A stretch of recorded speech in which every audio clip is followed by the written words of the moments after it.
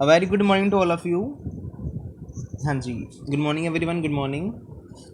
तो आज हम डिस्कस करने वाले हैं human eye and colourful world. एक ही वीडियो में ख़त्म करेंगे कंप्लीट चैप्टर। तो बेसिकली मेरे पास यहाँ पर हम डिस्कस करेंगे कि ह्यूमन आई वाले चैप्टर में से किस तरह के क्वेश्चन एग्ज़ाम में आते हैं और उन क्वेश्चन के हमें अटैम्प्ट कैसे करना है, या जो भी तरह के हम एमसीक्यू करेंगे वो कंप्लीट लेक्चर रहेगा ये वाला। तो बेसिकली सामने क्या है, मेरे पास ह्यूमन आई की स्ट्रक्चर है। इस फिगर में 4 चीज़ें दिखाई गई हैं जो हम बाहर से देख सकते हैं। ठीक है, ह्यूमन आई की स्ट्रक्चर जो हम बाहर से देख सकते हैं, ये मैंने वो स्ट्रक्चर दिखाई है। आँखों के सामने क्या होती है, आईलिड। जो हमारी पलकें होती हैं ये आईलिड है, जो ऐसे ड्रॉ कर रखी, ये हमारी क्या है, आईलिड है।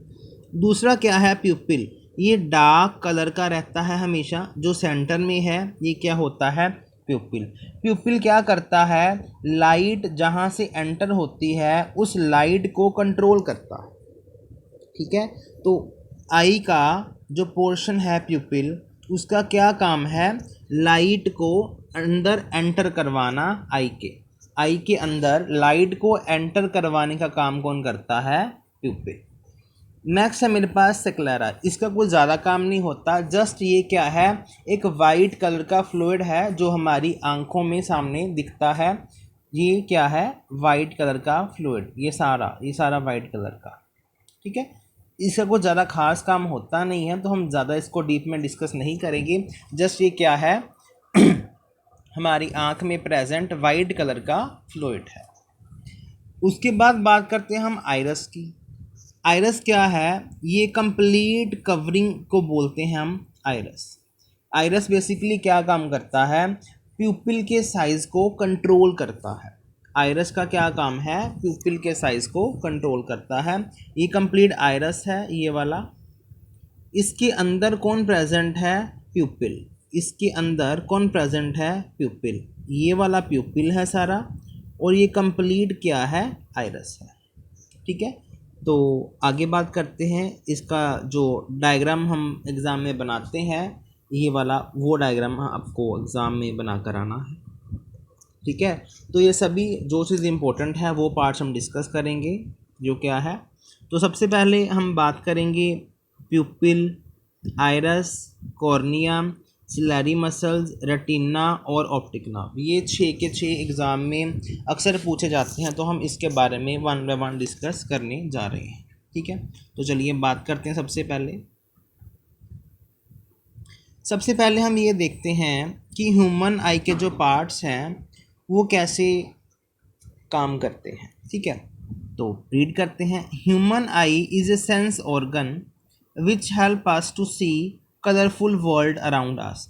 क्योंकि चैप्टर का नाम क्या है, human eye and colourful world, तो हमारी जो ह्यूमन आई है वो पहले तो क्या है, सेंस ऑर्गन है। ये आप ध्यान में रख लेना, एमसीक्यू आ सकता है। ठीक है, ह्यूमन आई क्या है, बेसिकली एक सेंस ऑर्गन है जो क्या काम करती है, देखने का। Which help us to see colourful world around us, जो हमारे आसपास कलरफुल वर्ल्ड है उसे देखने का काम कौन करती है, ह्यूमन आई। ठीक है, तो जो उसके पार्ट्स हैं हम डिस्कस करते हैं। तो पहले human I is like a camera. तो ह्यूमन आई एक कैमरे की तरह है। क्यों कैमरे की तरह है, मान लो जब हम छोटे होते थे तो हमारे पेरेंट्स क्या कहते थे कि एक 4 लेग वाला जो सामने जानवर बैठा है वो क्या है, डॉग है। कुछ देर बाद एक गाय आती है, उसकी भी 4 लेग है, तो बच्चा क्या कहता है, ये भी एक डॉग है। कुछ देर बाद एक कैट आती है, तो बच्चा उसको भी कहता है डॉग है। तो उसके पेरेंट्स उसे क्या बताते हैं कि इसकी शेप ऐसी है, इसका स्ट्रक्चर ऐसा है, इसका साइज़ छोटा है, इसका साइज़ बड़ा है, ये म्याऊं म्याऊं करती है, ये बौ बौ करता है, ये गाँव गाँव करती है। ठीक है, तो पूरा डिस्टिंग्विश बताएगी उसकी मदर बच्चे को। तो बच्चा सीख जाता है ये छोटी सी कैट है, इसकी लेगें भी 4 है। उससे बड़ा डॉग है, उसकी लेग्स भी 4 हैं। उससे बड़ी क्या है, गाय, उसकी लेग्स भी 4 हैं। तो ह्यूमन आई एक कैमरे की तरह काम करता है। जो पिक्चर हम देख लेते हैं हमारे ब्रेन में वही चैनल जाते हैं, वही सिग्नल जाते हैं, हमारा ब्रेन समझ जाता है कि उस पर्सन ने किसको देखा। ठीक है ओके। तो बेसिकली क्या है, it's lens system forms an image on the light sensitive screen card retina. इसका मतलब क्या है, जब हमारी आँख में कोई ना कोई लाइट एंटर करती है तो वो लाइट किस पे फॉल करती है, रेटिना पे। अगर वो लाइट रेटिना पे फॉल नहीं करती तो हम किसी भी ऑब्जेक्ट को देख नहीं पाएंगे प्रॉपर वे से। अगर लाइट हमारी बॉडी में एंटर की, लेंस से पास करी, कहाँ फॉल करेगी, रेटिना पे, तो जहाँ रेटिना पे लाइट फॉल करेगी हम उसी ऑब्जेक्ट को देख सकते हैं। तो इसी वजह से हम क्या बोलते हैं, रेटिना क्या है, basically lens system forms image on the retina. ठीक है, जिस चीज़ पे लाइट फॉल करेगी इमेज बनेगी, रेटिना बोला जाएगा। क्लियर। उसके बाद हम बात करते हैं light eye ball is almost spherical in shape, in diameter 2.3 centimetre. ये जो कंप्लीट स्ट्रक्चर है आई बॉल की, इसका कंप्लीट अप्रोक्सीमेटली डायामीटर कितना होता है मेरे पास, 2.3 सेंटीमीटर। ठीक है। उसके बाद बात करेंगे हम कॉर्निया की। तो बेसिकली कॉर्निया क्या है वो भी समझ लेते हैं हम। Light enter I through a transparent membrane is called cornea. तो कॉर्निया क्या है, हमारी आँख का आउटर मोस्ट पार्ट है जिसमें से लाइट क्या करती है, एंटर करती है, तो उसे हम क्या बोला जाता है, उसे हम क्या बोलते हैं, कॉर्निया। तो कॉर्निया क्या है, cornea is the outer most part of the eye. Eye का आउटर मोस्ट पार्ट है जो तकरीबन 2.3 सेंटीमीटर डायमीटर का होता है हमारी आई बॉल। ठीक है, चलो आगे बढ़ते हैं। नेक्स्ट पॉइंट बेटा हमारा क्या है, behind the cornea there is a muscular diaphragm called iris. Just cornea के पीछे एक मस्कुलर डायाफ्राम है, बहुत चौड़ा सा एक फिगर बना हुआ है, उसे हम क्या बोलते हैं, आइरस बोलते हैं। Which has an opening called प्यूपिल, which has an opening called प्यूपिल, वही हम बात करके आए हैं अभी। तो बेसिकली आइरस क्या बोला मैंने, आइरस क्या है, it is a circular dark muscular diaphragm behind the cornea. Cornea के जस्ट पीछे ये क्या है, डार्क कलर का डायाफ्राम है, इसे हम क्या बोलते हैं, आइरस बोलते हैं। ठीक है, अब आइरस के बीच कौन होता है, प्यूपिल, जिसमें से क्या करती है, लाइट एंटर करती है। तो बेसिकली आइरस का काम क्या है, it controls the size of प्यूपिल, and प्यूपिल का क्या काम है, ये लाइट को एंटर करवाता है और लाइट को क्या करता है, कंट्रोल करता है प्यूपिल। ठीक हुआ यहाँ तक बात। तो नेक्स्ट बात करते हैं हम सिलेरी मसल्स की। तो क्या था, pupil control the amount of light entering the eye. जितनी लाइट एंटर करती है उस लाइट को क्या करता है, कंट्रोल करता है।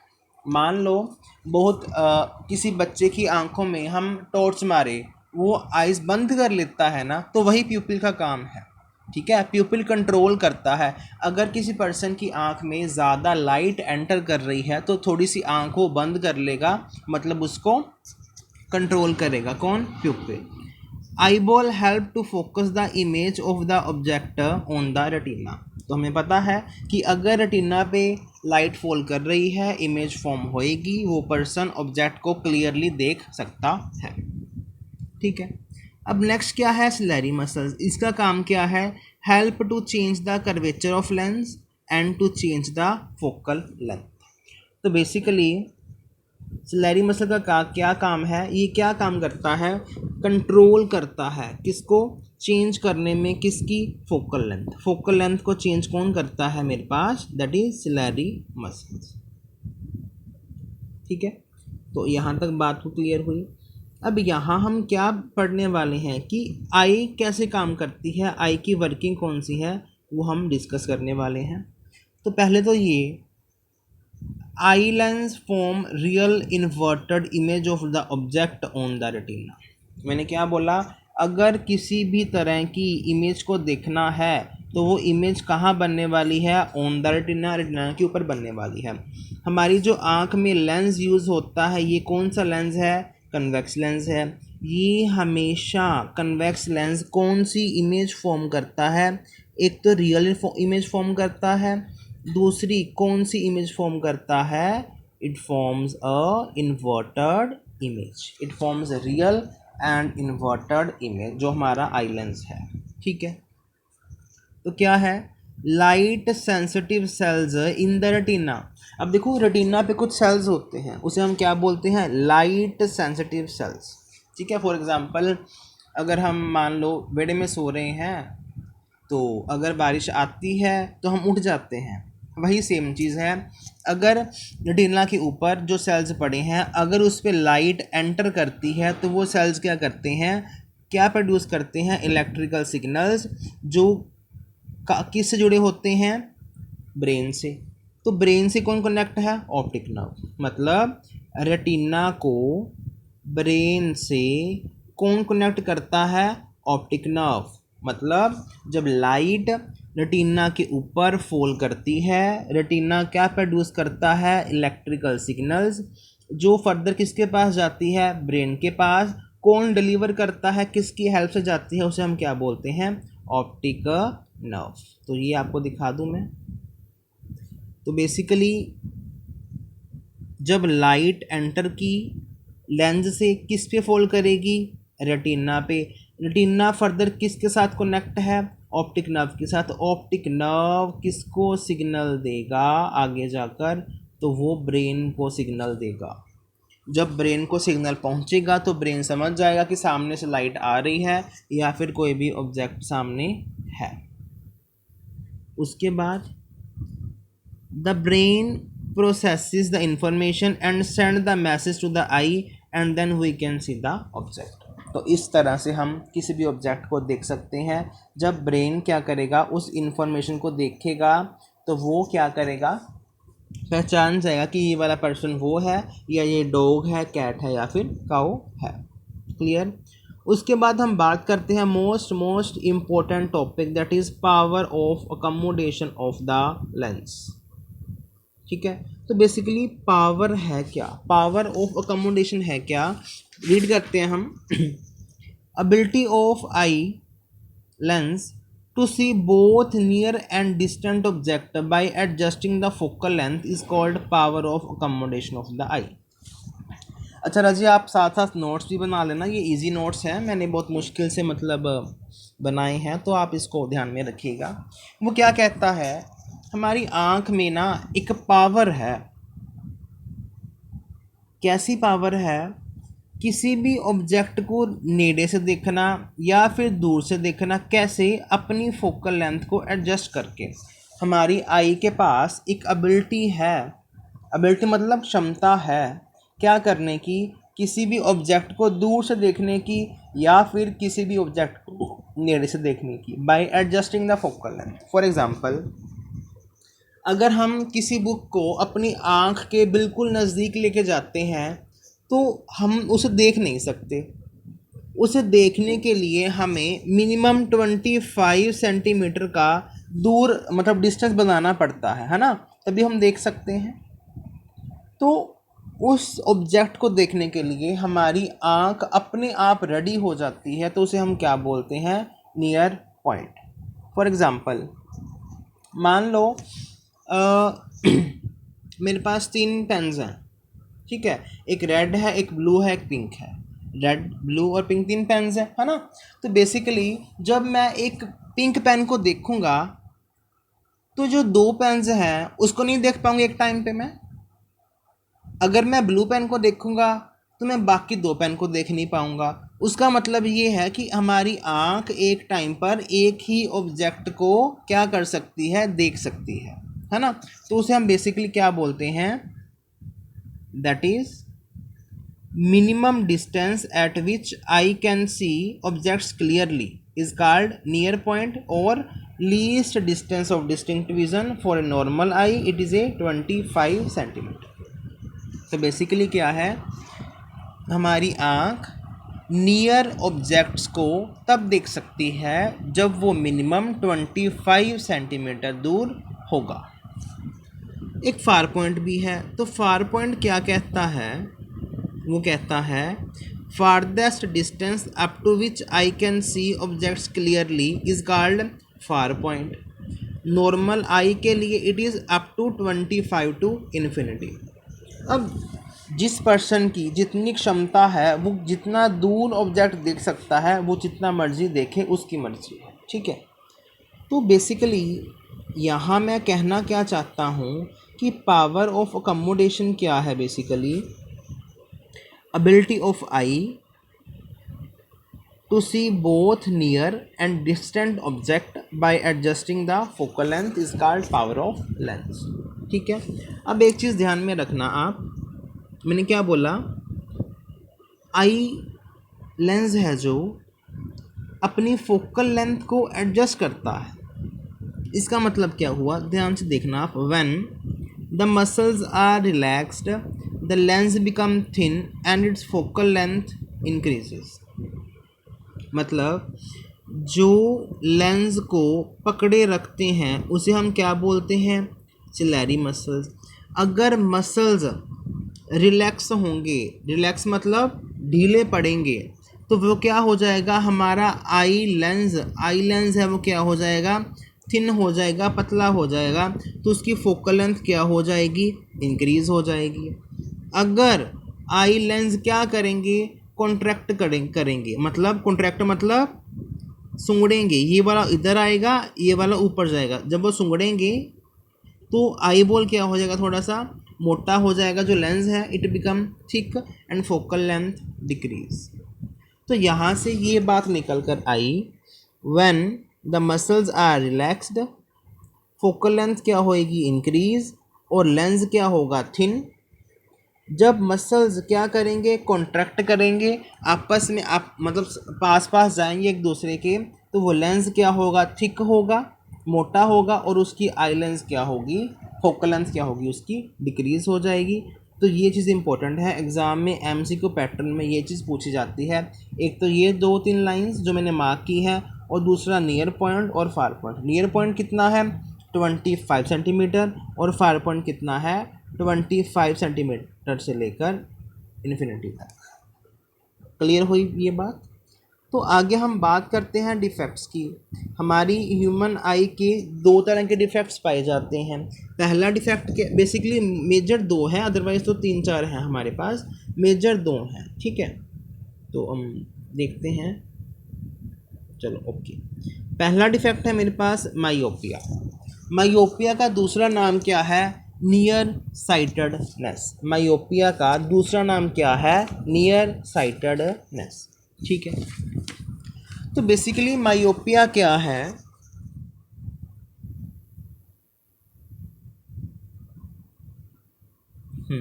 जब कोई भी पर्सन हो, चाहे वो, अगर वो नज़दीक के ऑब्जेक्ट देख पा रहा है, दूर के ऑब्जेक्ट नहीं देख पा रहा। If a person can C nearly object clearly, अगर वो पर्सन नियर के ऑब्जेक्ट क्लियरली देख पा रहा है, but can not C distant object, वो फार ऑब्जेक्ट नहीं देख पा रहा क्लियरली, तो उस ऑब्जेक्ट अराइज होता है, उसे हम क्या बोलते हैं, माइओपिया। जो डिफेक्ट अराइज होता है उसे हम क्या बोलते हैं, माइओपिया। क्यों, यहाँ इस तरह होने से जो इमेज बनती है वो रेटिना के ऊपर नहीं बनती, रेटिना से पहले बन जाती है, इसे हम लिखते हैं in front of the retina. याद है ना, हमने अभी डिस्कस किया कि अगर रेटिना के ऊपर एग्जैक्ट लाइट फॉल कर रही है, उस पर इमेज बनेगी, तो हमारा आई में कोई दिक्कत नहीं है, कोई डिफेक्ट नहीं है। अगर रेटिना से पहले यहाँ पर इमेज बन रही है ना, तो ये क्या है, image is in front of the retina, तो उस डिफेक्ट को क्या बोलते हैं, माइओपिया। ये डिफेक्ट हुआ क्यों, कोई कारण तो होगा। ये डिफेक्ट होने के 2 कारण हैं। एक तो लिख लो आप, एक तो आई लेंस की जो फोकल लेंथ है उसका डिक्रीज होना, decrease of focal length of eye lens. And दूसरा क्या है, size of eye ball is too large. Eye ball का जो साइज है वो क्या हो जाता है, लार्ज। तो ये डिफेक्ट अराइज होने का यही कारण है मायोपिया का, राइट। मायोपिया का डिफेक्ट होने का कारण क्या है, जो आई लेंस की फोकल लेंथ है उसका कम हो जाना और आई बॉल का जो साइज़ है उसका इंक्रीज हो जाना, तो वो मायोपिया जैसे डिफेक्ट को अराइज करता है। ये चीज़ आप ध्यान में रखेंगे। अब इसको हमने सही करना है, हमें इमेज किस पे चाहिए, रेटिना पे। तो इमेज रेटिना पे फॉर्म करने के लिए हम किस लेंस को यूज़ करते हैं, उसे हम क्या बोलते हैं, कनकेव लेंस। तो ये हमारा कनकेव लेंस है, जो ये ड्रॉ किया हुआ है ये वाला, ये हमारा क्या है, बेसिकली कनकेव लेंस, जो हेल्प करता है हमें एग्जैक्ट विज़न देखने में। तो एडजस्ट करता है वो फोकल लेंथ को, that is myopia and it's correctness. Paper में क्वेश्चन आता होता है, what is myopia, what is it, why it's caused, इसका कारण क्या है, एंड हाउ इट करेक्टेड, ये सही कैसे हो सकता है। तो आप लिखेंगे, पहले आप इसको डिफाइन करेंगे, फिर आप ये डायग्राम बनाओगे कि डिफेक्ट ये है, उसकी करेक्टनेस ये है, फिर आप लिखोगे कारण क्या है उसका, और ये इलाज बाय यूजिंग कनकेव लेंस। इसके ऑपोजिट एक और डिफेक्ट आता है, उसका क्या नाम है बेटा, हाइपरमेट्रोपिया। इसमें क्या है, उल्टा होता है, हम नियरली ऑब्जेक्ट नहीं देख सकते, जो फार ऑब्जेक्ट है हम देख सकते हैं क्लियरली, यही है defect of vision in which a person can see distant object clearly, दूर वाले ऑब्जेक्ट वो देख सकता है, and can not see near by objects clearly, वो नियर ऑब्जेक्ट देख नहीं सकता। क्यों, जो उसकी इमेज है रेटिना के पीछे बनती है, ये रेटिना रहा, ये उसके पीछे बन रही है, हमें क्या चाहिए, एग्जैक्ट चाहिए, तो उसके लिए हम क्या यूज़ करेंगे, कन्वेक्स लेंस। ये हमारा क्या है, कन्वेक्स लेंस। इसका क्यों कारण है, हाँ इसका भी कारण है, वहाँ फोकल लेंथ क्या हो रही थी, डिक्रीज हो रही थी, तो यहाँ फोकल लेंथ क्या होगी, इंक्रीज होगी। वहाँ आईबॉल लार्ज था, यहाँ आईबॉल का साइज क्या है, स्मॉल। यहाँ आईबॉल का साइज क्या है, स्मॉल। मतलब एक चीज़ ध्यान में रखनी है, दूसरी आप खुद को याद रह जाएगी।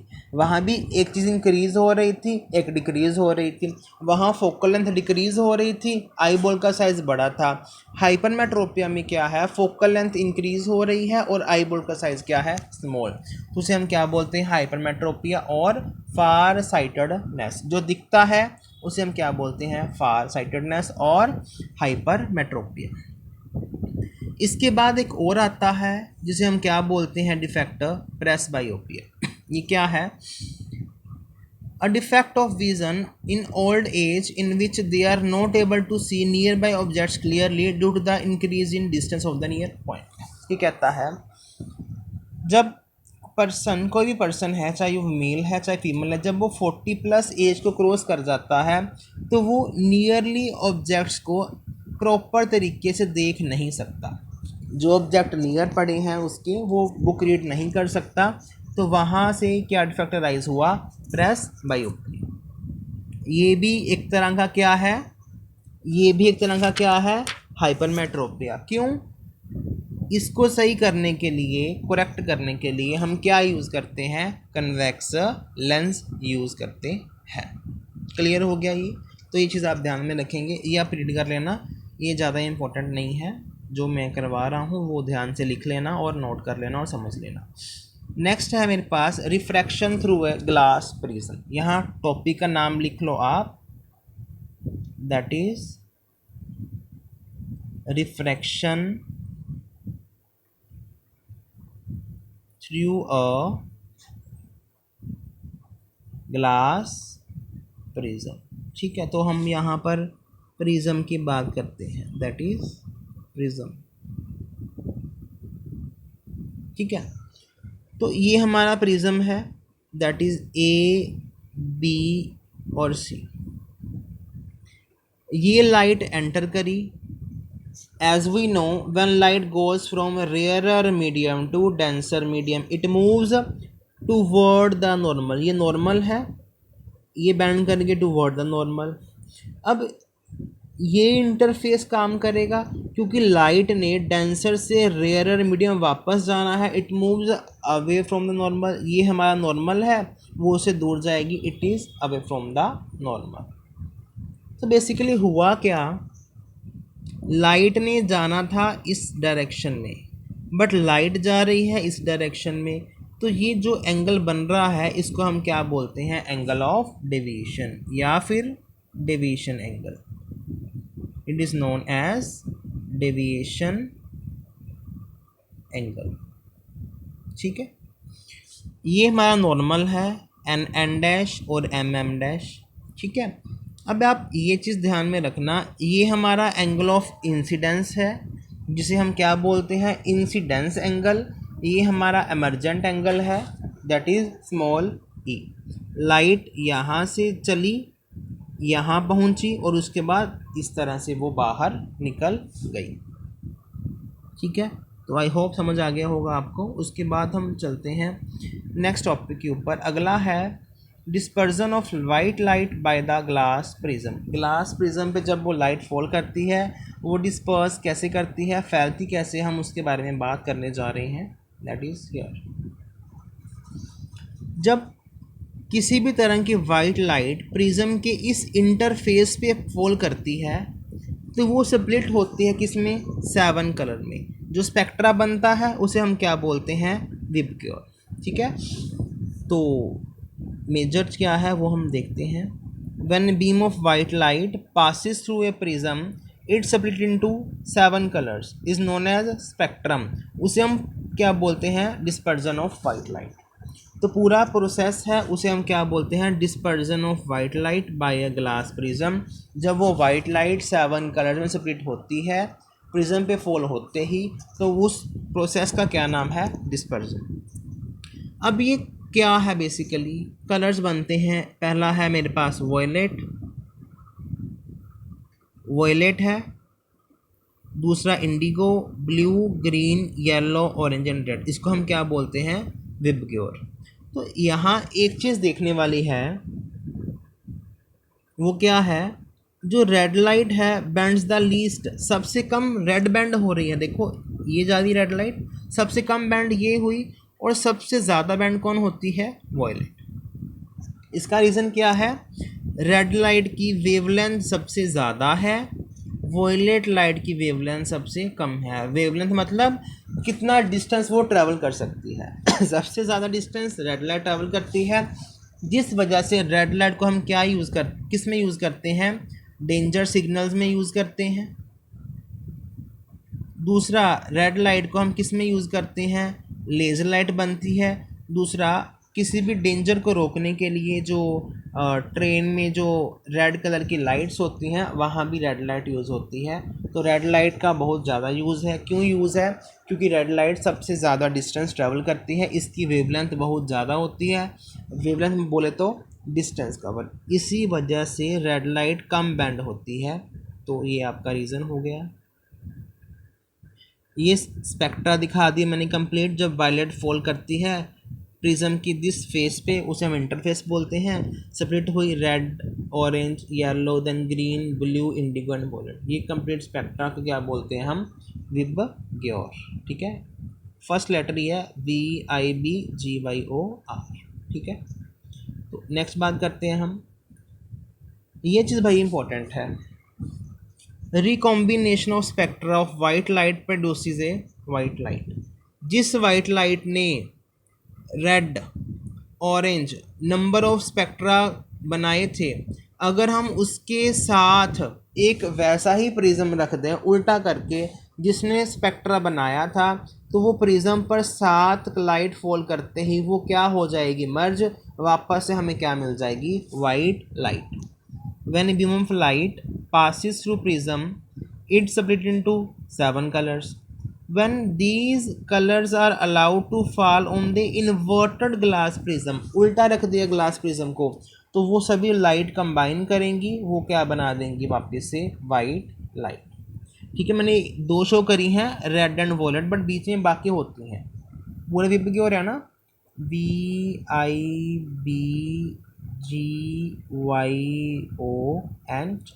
ठीक है, तो कंप्लीट है, ये चीज़ इम्पोर्टेंट है एमसीक्यू के लिए।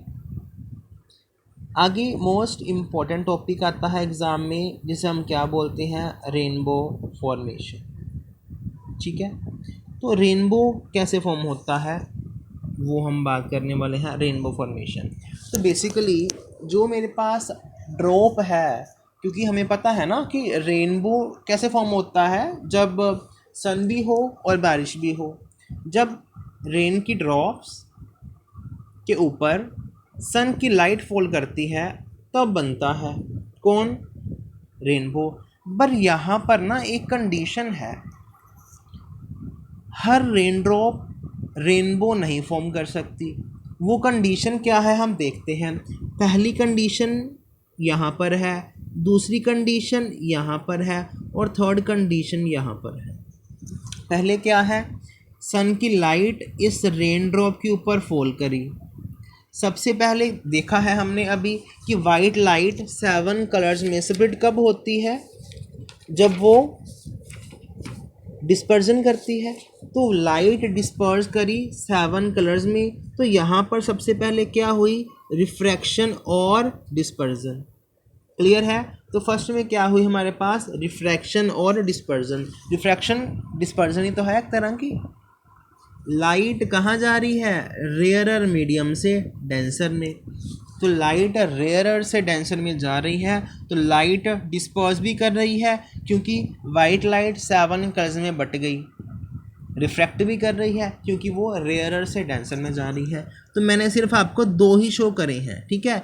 एक मैंने आपको रेड लाइट शो करी है, एक मैंने आपको ये लास्ट वाली वॉयलेट लाइट शो करी है। अब जब यहाँ फॉल करेंगी तो कुछ लाइट तो आगे पास हो जाएंगी, वो रेनबो फॉर्म नहीं कर सकती, पर कुछ लाइट क्या होगी, बैक रिफ्लेक्ट कर जाएगी, जिसको हम क्या बोलते हैं, इंटरनल रिफ्लेक्शन, जो कि हमारी सेकंड कंडीशन है। देखो कुछ लाइट तो ठीक है डेंसर से रेयर जाएगी, that is away from the normal, but कुछ अमाउंट ऑफ लाइट रिफ्लेक्ट कर जाएगी, जिसको हम क्या बोलते हैं, इंटरनल रिफ्लेक्शन। मतलब यहाँ पर एक तरह की रिफ्लेक्शन हो रही है, मतलब रेन ड्रॉप इस पॉइंट पर मिरर की तरह काम कर रही है। वो मिरर कौन सा है, प्लेन मिरर, जो लाइट को रिफ्लेक्ट कर रहा है। ठीक है, जब लाइट यहाँ से यहाँ आएगी तो दोबारा डेंसर से रेयरर जाएगी, उसे हम क्या बोलते हैं, रिफ्रैक्शन। तो यहाँ से ऑब्जर्वर देख सकता है। तो टोटल मुद्दे की बात क्या है, जब सन की लाइट रेन ड्रॉप पर पड़ेगी तो पहले रिफ्रैक्शन एंड डिस्पर्जन होगी। जब वो लाइट को रिफ्लेक्ट बैक करेगी रेन ड्रॉप, सेकंड पे क्या होगी, इंटरनल रिफ्लेक्शन। और थर्ड पॉइंट पे जब लाइट डेंसर से रेडियल मीडियम बाहर आएगी तो वहाँ क्या होगी, रिफ्रैक्शन, जो ऑब्जर्वर देख पाएगा। अगर ये 3 प्रोसेस एक सीक्वेंस में होते हैं, पहले हमेशा डिस्पर्जन होनी चाहिए, सेकंड पे हमेशा रिफ्लेक्शन होनी चाहिए इंटरनल, थर्ड में हमेशा रिफ्रैक्शन होनी चाहिए, तब हमारे पास रेनबो दिखेगा। हम छोटा सा पैराग्राफ है, इसको रीड करते हैं fast. Rainbow is a natural spectra appearing in the sky. यहाँ पर स्काई किसका काम कर रहा है, तो यहाँ पर स्काई एक स्क्रीन का काम कर रहा है। ठीक है, जैसे ही रेटिना पे इमेज फॉर्म करती है, देख सकते हैं हम उसे, तो यहीं एक स्काई पर लाइट फॉल कर रही है। स्काई किसका काम कर रहा है, मेरे पास स्क्रीन का। After rainbow it is caused by the dispersion of light by water droplets present in the atmosphere. These water droplets act as a small prism. They refract and disperse the sunlight, then reflect it internally and finally refract again when it comes out of the raindrop. Due to the dispersion of sunlight and internal reflection by the water droplets, we can see the colors. यही मैंने बताया, ठीक है। तो आप इसको note down कर लेना। पहले क्या होगा, वाइट लाइट डिस्पर्स हो रही है यहाँ पर, एंड फाइनली उसके बाद क्या होगा, इंटरनली रिफ्लेक्ट होंगी, डिस्पर्स होंगी, फिर क्या होगी, इंटरनली रिफ्लेक्ट होंगी, उसके बाद रिफ्रैक्ट होंगी, जो उसके बाद रिफ्रैक्ट हो रही है तो उसके तरह हम रेन ड्रॉप को, उसके बाद हम रेनबो को देख सकते हैं। ठीक है, तो यहाँ तक बात क्लियर हुई आपको। तो ये मैंने 3D व्यू दिखाया है। पहले वाइट लाइट है, स्प्लिट होगी 7 कलर्स में, तो उसके बाद रिफ्लेक्शन हो रही है ऐसे, उसके बाद क्या हो रही है, रिफ्रैक्शन। ठीक है, पहले रेयर से डेंसर गई, फिर डेंसर में ही रिफ्लेक्शन हुई, फिर डेंसर से रेयर में क्या हुई, रिफ्रैक्शन। ठीक है, पहले रेयरर से डेंसर डिस्पर्जन हुई एंड रिफ्रैक्शन हुई, फिर डेंसर के अंदर ही रिफ्लेक्शन हुई, फिर डेंसर से रेयर क्या हुई, रिफ्रैक्शन। ठीक है, तो ये चीज़ आप लोग ध्यान में रखेंगे। आगे है मेरे पास एटमॉस्फेरिक रिफ्रैक्शन, ये चीज़ इंपॉर्टेंट है, ध्यान में सुनना आप। एटमॉस्फेरिक रिफ्रैक्शन, अब देखना, हमें पता है कि हमारे पास जो अर्थ है, ये हमारी प्यारी सी अर्थ होगी। अर्थ में बहुत सारी लेयर्स प्रेजेंट होती हैं। ठीक है, क्यों, क्योंकि अर्थ का कोई ना कोई एटमॉस्फेयर है। Atmosphere consist of water droplets, dust particles and बहुत सारे अदर पार्टिकल्स होते हैं, जिसे हम क्या बोलते हैं, एयर, है ना। एयर में गैसेस भी इंक्लूड हो सकती हैं। ठीक है, अब क्योंकि बाहर स्पेस है, स्पेस में कुछ ऐसा नहीं होता, एटमॉस्फेयर नहीं होता, तभी जो स्पेस क्राफ्ट बाहर जाते हैं या फिर कोई पर्सन बाहर जाते हैं, वो हमेशा स्पेस जैकेट पहन कर जाते हैं, जिसमें वो क्या कर सकते हैं, सांस ले सकते हैं विद द एयर सिलेंडर्स। ठीक है, ऑक्सीजन सिलेंडर लेके जाते हैं ना वो। तो अर्थ का जो एटमॉस्फेयर है वो एक डेंसर मीडियम की तरह एक्ट करता है, जो रेयरर मीडियम स्पेस एक्ट करती है। ठीक है, तो जब हम किसी भी चीज़ को बाहर से देखेंगे, सनलाइट से लाइट यहाँ आती है, क्योंकि रेयरर से डेंसर जाती है, ये हमारा हो गया नॉर्मल, तो वो कहाँ जाएगी, टुवर्ड द नॉर्मल। तो हमें सन यहाँ अपीयर होता है, बल्कि यहाँ अपीयर होने की बजाय, यही है बेसिकली। तो वही एटमॉस्फेरिक रिफ्रैक्शन है। ठीक है, या हम स्टार की बात करते हैं, तो बेसिकली क्या है, ये हमारी, हाँ जी, ये हमारी अर्थ का एटमॉस्फेयर है। स्टार यहाँ पर है, स्टार से लाइट एंटर की किस पे, अर्थ पर, तो वो बेसिकली लाइट कहाँ जाएगी, टुवर्ड दी नॉर्मल गई चली। बट एग्जैक्ट पोजीशन स्टार की ये होती है, हमें दिखाई देती है ये वाली अपरेंट पोजीशन, है ना। तो यही तो कारण है रिफ्रैक्शन होने का। जैसे हम क्या करते हैं, एक गिलास में पानी भरते हैं, गिलास मैंने लिया कांच का, उसमें हम पेंसिल डालते हैं, अपर फेस अलग दिखता है और लोअर फेस जो डिप है पानी में वो अलग दिखता है।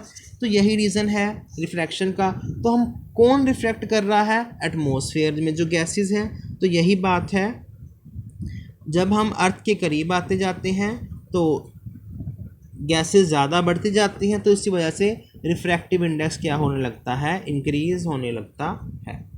ठीक है, तो ये इंपॉर्टेंट पॉइंट है। तो अपरेंट पोजीशन स्टार की due to atmospheric refraction.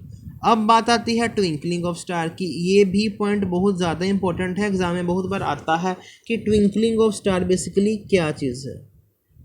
Read कर लेते हैं हम।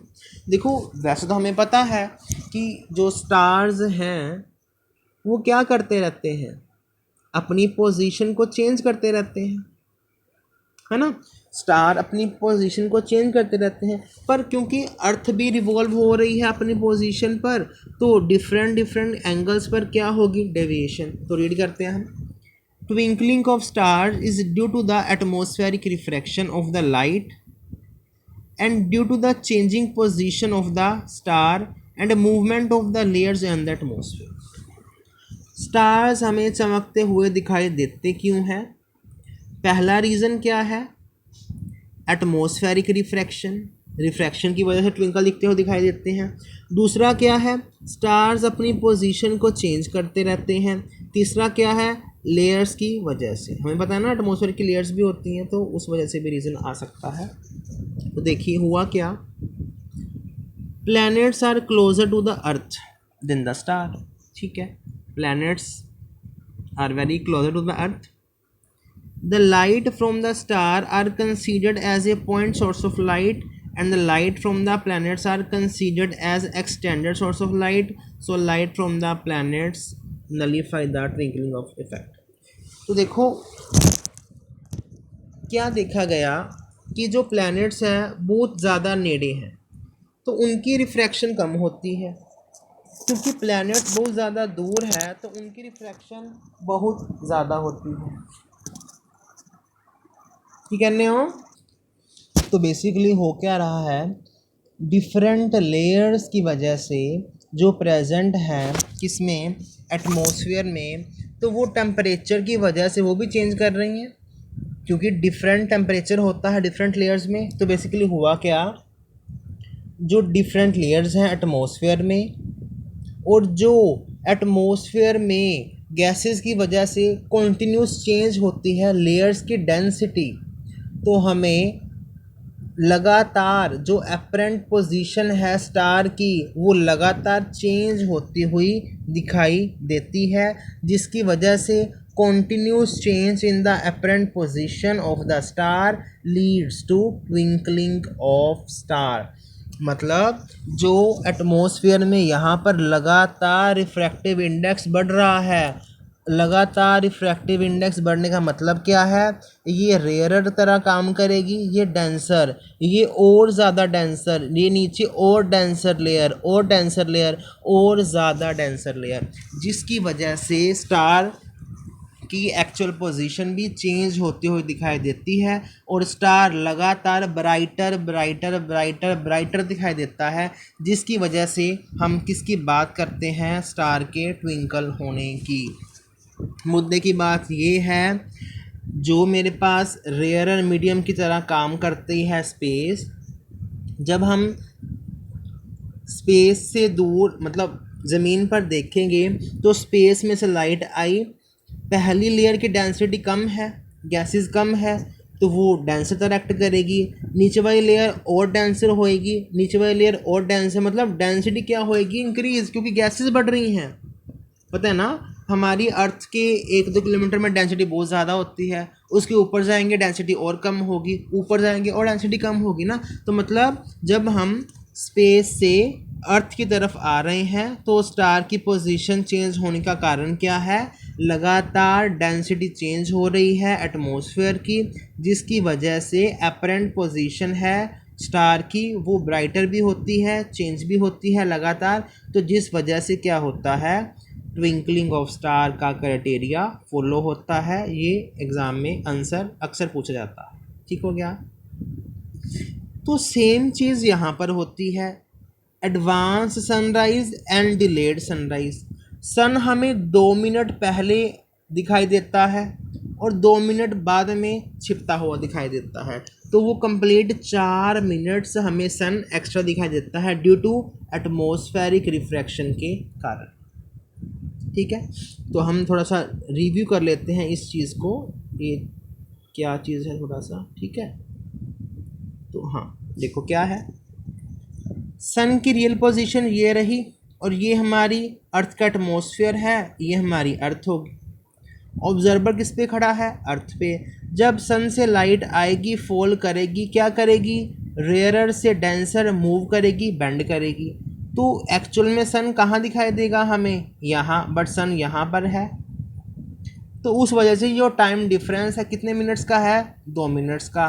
सेम जब सूरज छिपता है तभी भी क्या है, 2 मिनट्स का डिफरेंस। तो यही कारण है कि हमें टोटल एक्स्ट्रा सन की रोशनी 4 मिनट एक्स्ट्रा दिखाई देती है। Sun is visible to us before about 2 minutes before the sunrise and 2 minutes after the sunrise due to the atmospheric refraction। Main कारण वही है, atmospheric refraction. Twinkling of star का भी atmospheric refraction का यही कारण है। Apparent flattening of the sun's disk at sunrise and at sunset is due to the atmospheric refraction। यही बात है जो आपको ध्यान में रखनी है। अब इसके बाद एक नया कंसेप्ट आता है स्कैटरिंग का। आपने ऑलरेडी 9th क्लास में किया हुआ है ये वाला कंसेप्ट स्कैटरिंग का। वो क्या है आपको मैं बता देता हूँ एक बार। 2 बीकर लिए गए, इन दोनों में अलग अलग लिक्विड्स हैं। जब हम लाइट को फॉल करेंगे तो क्या होगा, बेसिकली जब लाइट फॉल करेगी दोनों लिक्विड्स पर, अगर तो एक लिक्विड का पाथ विजिबल हो गया और दूसरे लिक्विड का पाथ विजिबल नहीं हुआ, यहाँ पर पाथ विजिबल नहीं हो रहा, यहाँ पर पाथ विजिबल हो रहा है। तो टिंडाल नाम का साइंटिस्ट था, उसने ये डिस्कवर किया, अगर पार्टिकल्स का पाथ विजिबल हो रहा है, उसका रीज़न क्या है, जो पार्टिकल्स में, जो इस सोल्यूशन में पार्टिकल्स पड़े हैं वो स्कैटर कर रहे हैं, वो फैल रहे हैं, क्योंकि पार्टिकल साइज थोड़ा सा लार्ज है। तो इसे हम क्या बोलते हैं, टिंडाल इफेक्ट। अब जिस बीकर में लिक्विड पड़ा है उसमें हम पाथ पार्टिकल्स का नहीं देख सकते, क्यों, पार्टिकल का साइज़ बहुत छोटा है, हम पार्टिकल्स को नेक्ड आइज़ की हेल्प से नहीं देख सकते। तो बेसिकली हुआ क्या, जहाँ पार्टिकल्स लाइट को स्कैटर नहीं कर रहे थे मतलब हम उसको नहीं देख सकते। रीड करते हम, तभी आपको समझ में आएगा ये बेसिकली क्या कहना चाहता है। When a beam of light passes through A colloidal solution, colloidal solution वो सॉल्यूशन है जिसमें पार्टिकल का साइज़ थोड़ा सा होता है, हम उसे नेक्ड आई से देख सकते हैं। The path of light become visible due to the scattering of light by the colloid particles is known as Tyndall effect. तो बेसिकली क्या है, मैं आपको थोड़ा सा जूम करके दिखा देता हूँ। ये मेरे पास एक बीकर है, बीकर में ना पार्टिकल का साइज़ थोड़ा सा है, उन पार्टिकल्स को क्या बोलते हैं हम, कोलॉइडल पार्टिकल। जिनका थोड़ा सा साइज़ होता है उसे हम क्या बोलते हैं, कोलॉइडल पार्टिकल्स। जिनका साइज़ 1 नैनोमीटर से ज़्यादा होता है, ठीक है, जिनका साइज़ 1 नैनोमीटर से बड़ा होगा उसे हम क्या बोलते हैं, कोलॉइडल पार्टिकल। उसका जो सोल्यूशन है उसे क्या बोलते हैं हम, कोलाइडल सोल्यूशन। कोलाइडल पार्टिकल्स को पानी में डाला, वो क्या बन गया, कोलाइडल सोल्यूशन। जब लाइट की बीम इस सोल्यूशन के ऊपर फॉल करी जाएगी तो पार्टिकल्स हमें दिखेंगे, पार्टिकल्स हमें मूव करते हुए दिखेंगे। क्यों दिखेंगे, क्योंकि वो क्या कर रहे हैं, स्कैटर कर रहे हैं। तो उस प्रोसेस को क्या नाम दिया गया, टिंडाल इफेक्ट। पार्टिकल्स बीकर में हैं, उनका साइज़ इतना को है कि जब उन पे लाइट फॉल करेगी तो वो हमें स्कैटर करे हुए दिखाई देंगे। तो उसे हम क्या बोलते हैं, टिंडाल इफेक्ट, ठीक है। तो सेम एटमॉस्फेरिक रिफ्रैक्शन का कारण बनेगी, ये पढ़ते हैं। Earth atmosphere contains air molecules. जैसे हमने बात की ना कि एक कोलॉइडल सोल्यूशन है, उस सोल्यूशन में कोलॉइड पार्टिकल्स पड़े हैं, तो वो कहता है एक मेरे पास अर्थ है, अर्थ से treating as a colloidal solution, उसमें क्या है, मॉलिक्यूल्स भी हैं, ड्रॉपलेट्स भी हैं, डस्ट पार्टिकल भी है, स्मोक भी है। जब लाइट उन पे फॉल करेगी तो उनका पाथ क्या होगा, विजिबल। तो उसे हम क्या बोलते हैं, स्कैटरिंग ऑफ लाइट। ये मैंने एग्जांपल आपको दी थी क्लास में भी कि एक अंधेरा कमरा है, उसमें लाइट फॉल कर रही है सन की, तो वो पार्टिकल का पाथ हमें क्या होगा, विजिबल होगा। यहाँ पाथ विजिबल हो रहा है, यहाँ विजिबल नहीं है, मतलब ये कोलॉइडल सॉल्यूशन नहीं है। यहाँ पाथ विजिबल है, यहाँ पाथ विजिबल नहीं है, यहाँ पाथ विजिबल है, ठीक है। तो ये चीज़ आपको ध्यान में रखनी है, ठीक है। एक चीज़ और, colour of scattering light depending upon the size of the scattering particle, है ना। Very fine particle scatter blue light, larger particle scatter different colour of the light. अगर पार्टिकल बहुत छोटे हैं तो वो क्या करेंगे, ब्लू कलर को क्या करेंगे, वो स्कैटर करेंगे। आगे मोस्ट इम्पोर्टेंट क्वेश्चन एग्जाम में आता है कि स्काई का कलर ब्लू क्यों है, ये रीज़न क्या है, blue colour of the sky. Fine particles in the atmosphere have smaller size than the wavelength of the light use.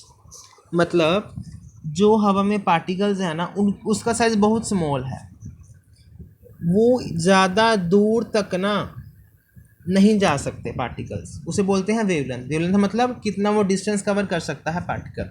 अब विजिबल लाइट में हमें पता है कि 7 कलर्स आते हैं विबग्योर के, है ना। तो उनमें से जो स्मॉलर साइज़ है पार्टिकल का, उसकी बात कर रहा है वो, they can scatter blue light which has a shortest wavelength. वो कहता जब सन से लाइट आ रही है तो वो क्या करेगी, उन पार्टिकल को स्कैटर करेगी जिनका साइज स्मॉलर है, किससे, वेवलेंथ ऑफ लाइट यूज। तो वो क्या करेगी, दे स्कैटर ब्लू लाइट जिसकी वेवलेंथ क्या है, शॉर्ट है, as compare to red light जिसकी वेवलेंथ क्या है, ज़्यादा।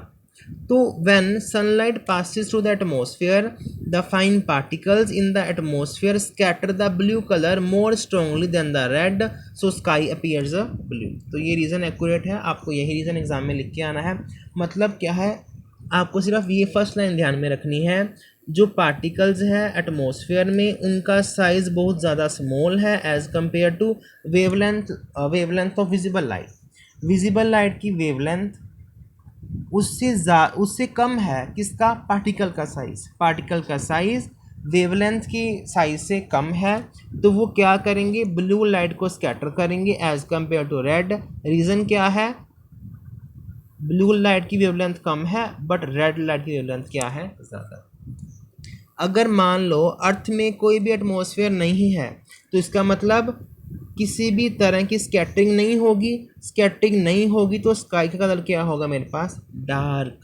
ठीक है, तो ये चीज़ ध्यान में रखेंगे आप। ठीक है, अब दूसरा एक चीज़ मोस्ट इंपॉर्टेंट और चीज़ आती है, ये वैसे हमने डिस्कस ऑलरेडी कर चुके हैं कि colour of the sky at sunrise.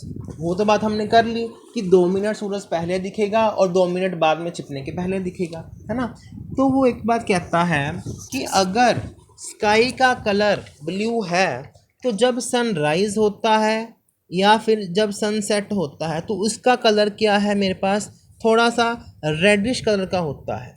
तो वो उसका रीज़न क्या कहता है, अब देखो हमने बात की कि स्काई का कलर ब्लू है क्योंकि वेवलेंथ पार्टिकल की बहुत स्मॉल है as compare to wavelength of visible light.